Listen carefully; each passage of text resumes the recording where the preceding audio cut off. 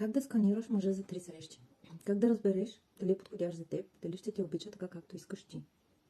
Остани с мен, за да разбереш. Аз съм Христина Димитрова, автор на трилогията Женската Библия, най-големият наръчник за успешни отношения в България. Можеш да поръчаш книгата чрез описанието долу. В тези 3 първи срещи можеш да разбереш всичко, което ти е необходимо. Те са одит. В тях не се влюбваш в мъжа, не спиш с него в никакъв случай, а просто проверяваш. Включваш твоите детективски умения и проверяваш. В тези 3 първи срещи ти си прокурор, следовател, детектив, одит, всичко в едно лице. Няма влюбванки, няма емоции, просто беземоционално стоиш и наблюдаваш. Ти сканираш този мъж и проверяваш 6 параметъра.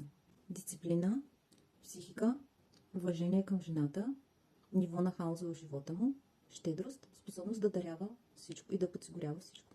3 срещи, за които да разбереш кой стои пред тебе. Щедър, добър, адекватен, способен мъж или някой див селянин, хитър манипулатор и играч. Играч, който бавно ще те съсипи и унищожи. С тези 3 срещи, ако има една издънка от негова страна, нещо каже, направи и така нататък. Първата издънка забелязваш. Втората реагираш остро, грубо, веднага, без усмивка. С мен така не може. Не позволявам такова държание. Това няма да се повтори повече. Грубо, точно. 3 път издъни ли са? Това вече е система. Това вече е неговата скапана програма, която не работи. И тук ти просто ставаш физически и изтръгваш. Без обяснения, без майде да пробваме още веднъж, без прошки, без такива неща. Твърдо отстояваш своите граници тук, защото това е критично важно. Кое отличава уверената жена от тази, която се държи като изтривалка с години на такъв мухлю?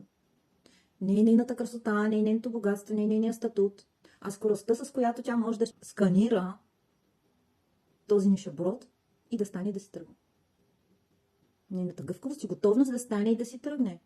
Тя не страда от синдрома последния хуй на земята. Не знам дали може да се казва такива работи, но това е 18 плюс канал. Първа среща.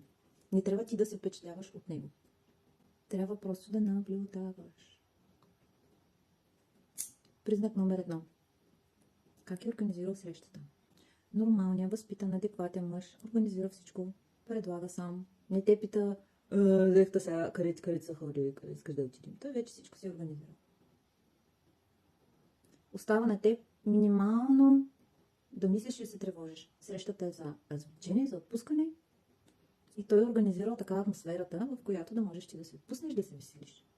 И да бъдеш максимално себе си, нищо да не ти липсва. Да не се преценяш как ще отидеш, как ще се върнеш, ама къде ще ходиш, къде ще седнете, дали ще е студено, как да се облечеш, всичко е изяснено. Ако тук има някакви странности, нещо, което те кара да се съмняваш, да се чувстваш объркана, спомни си, че хаотичният мъж, той не може да го скрие дълго.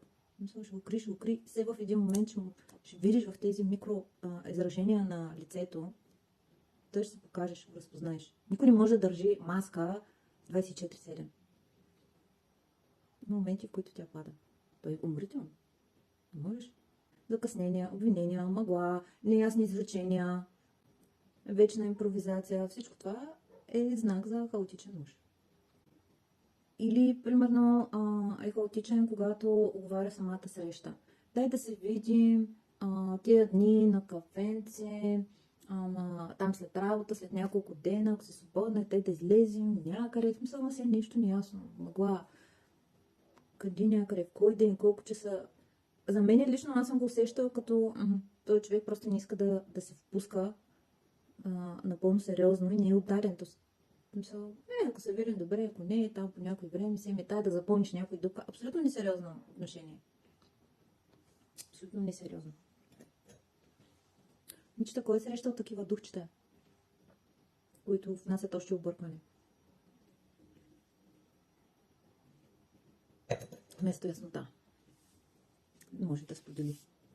Такъв, ако го помолиш, примерно, да те закара до някъде или да ти помогне с нещо и направи някаква услуга, или ще каже нещо глупаво, като нямам кола, или ще изчезне за няколко дена, или ще на село, изведнъж ще му се отвори работа, или ще на палатка. Докато ти не си оправиш проблема, след няколко дена, появява се от нищото, като Дейвид Копърфилд, магиосникът, който се появява след изчезване мистериозно. Все едно нищо не е било.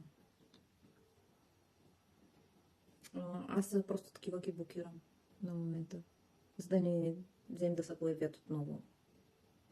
Такива мъже просто трябва да се блокират на момента. Ако реагира странно на твоите молби, 1, 2, 3 пъти, просто трябва да го блокираш. Защото ще изчезне той, после се появи като херпес, такова, так му си го забравил за него и той излиза много. Като гадна гнойна пъпка. Ако този мъж не може да организира една среща нормално, как мислиш, че ще организира отношения и семейство? Абсурд. Забрави. Няма такова, загубено е ленче. Той те взема. Къде ще ходим сега? Ари, давайте. Кажи къде са хора. И ти вече си принудена да станеш мъжа още с първата среща. В такъв случай аз казвам, що не си планирал, не е по-хубаво да се връщам вкъщи и всеки да си стои. Вместо да си хабиш енергията за нещо такова. То е изтощително. Ужас. Признак 2. Много показателен и много лесно можеш да го инициираш. Ти. Как говори за бившите си? Тук обожавам. Тук отпада 95%. Тук за какво трябва да следиш?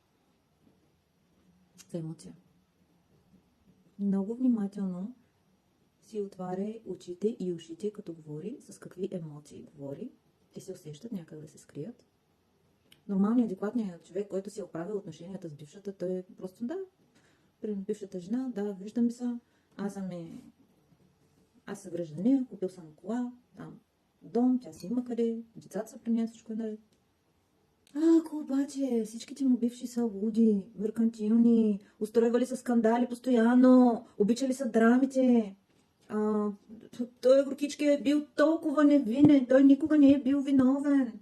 Тя, жената, е била някаква луда, от някъде взета, едва ли не избягала от лудницата, от затвора. И той всичките ги е търпял горкия. Колко тежък живот да го съжалиш. Тук вече има сериозен червен флаг. Предупредителен знак. Да, всички са го ревнували, а той горкия е света вода не напита.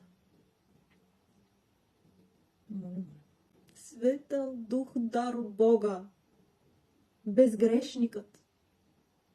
Много внимава за такива флагове, където той винаги бяга от отговорности, ги сваля от себе си и всичко прехвърля на бившата. Много внимава, няма безгрешен човек. Винаги и двамата са виновни. И ако той не поема отговорности и цяло обвинява нея, тук има нещо странно. И няма нужда да стоиш там да разбереш какво е от любопитство. Просто няма нужда. Или всъщност може да останеш и след 6 месеца и ти да си лудата, той да е жертвата. Ако искаш да видиш какво ще стане. Зрелия мъж говори за бившите си нормално. Може да си признае болката, да каже да, беше тежко, но когато се развеждах, преминах през терапия, през развода, преминах всичко. Няма проблеми.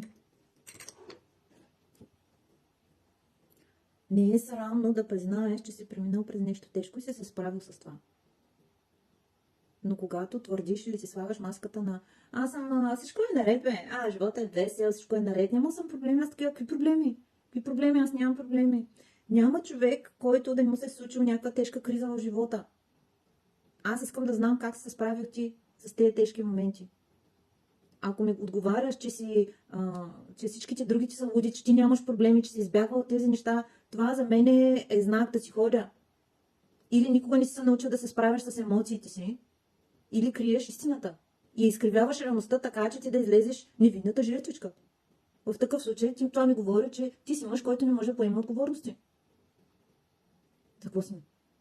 Ти може да поемаш отговорности за емоциите, за деца ли? За семейство ли? Абсурд.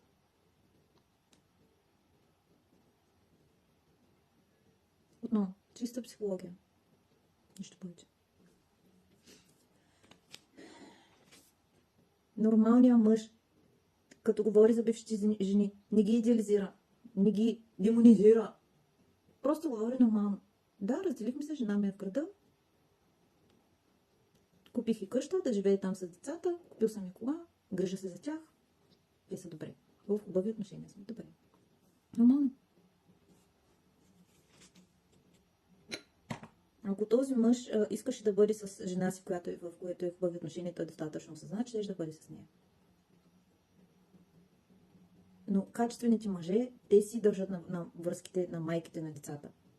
И те ги имат като първа жена, втора жена, трета жена, не бивша. Те наистина се грижат за тях. И това няма нищо лошо. Това така трябва да бъде и това е абсолютно нормално, когато има деца. Друг вариант е, когато мъжът тотално отказва да говори за бивши. В което тук може да е предупредителен знак. Дали пък до все още не е женен или обвързан и какво има там, тук нещо мистериозно.